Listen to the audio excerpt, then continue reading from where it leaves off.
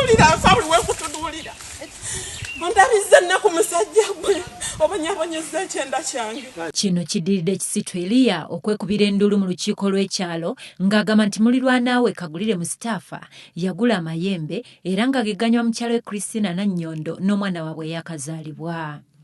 Wanannyonnyodde olukiiko nga bwe yagenda ku musawo w'ekinnansi ategerekeseeko Elia Nsubuga n'amukakasa nga Mustapha ne mukyala we baloga abantu be wabula alemereddwa okuleeta obujulizi obulumiriza munne era ssentebe w'ekyalo n'amusaba yeetondere munne olw'okumwononera erinnya. Mwami Joakimu, embeera gye watondawo ey'okwegwanyiza muka Mustapha eyo emu ku mbeera enzibu ezimbwa ku balirwana.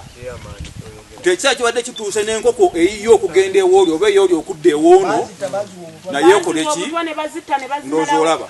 Kubanga ndi muntu yali gadde eddagala lyaddiriko nze omusuubiza okumugamba kyansuubira ebyabaddewo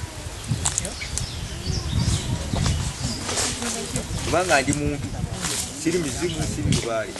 Mustapha asabye ab'akakiiko baleete omusawo abakakasiza eddala oba yaluga Kisitu wadde ng'asabye ekisonyiwo naye erinnya lye alyonoonye eri abantu. Nandi kusonyiira ngenda kusonyiwa naye abantu banaamanya batya boyonoonedde erinnya lyange kuva na gyenkolera ng'ogamba nagula amayembe gogamenye mbona nagula $5,000,000 simanyi oba nazimalayo naye tubadde twandika kasiza ekituufu ne bankasa ekituufu obanga alina obasigayina ne kati erinnya walyonoonye. Ssentebe w'ekyalo kino Kabanda asabye Kisitu ajje omulwadde w'omusawo w'ekinnansi amutwale mu ddwaliro ery'ekizungu kubanga abakazi bafuna obuzibu bungi nga bazaala mu kifo ky'okwekwasa balirwana be.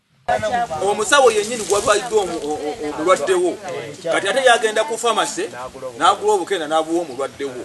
Gwe wandibadde omuza Kabubbu gye yakoze eki teyazaalidde n'ogamba bannaye embeera yino ekoze eki esajjuse tukoze tutya kati omusawo tajja muteekako musaayi yadde amazzi kati bw'anaamala okufa ng'oteekawo nti bano basse eki. Yesse Magala Sula ng'ono ye mutabaganya wa poliisi n'omuntu wa bulijjo ku poliisi y'e Kasangati asabye abatuuze baveemu endowooza y'akalogo kalenzi era n'abasaba babeere n'enkolagana eri balirwana baabwe wamu n'okugendanga mu malwaliro nga tebannagenda mu basawo ba kinnansi. Naye olwaleero ekitutuuziza wano kiri kubagatta kujjamu embeera mbi gye mubaddemu ate mbasaba ekituufu ukiba nti si tiwali mu ddogo tujja basaba abantu bano kyamaani beekwate mu ngalo ekiraga nti bafuuse bamu nga beegasse ate tusaba enkolagana ebaddewo emabega oba mubadde muweewo amazzi mpuliremu mukyala agamba amazzi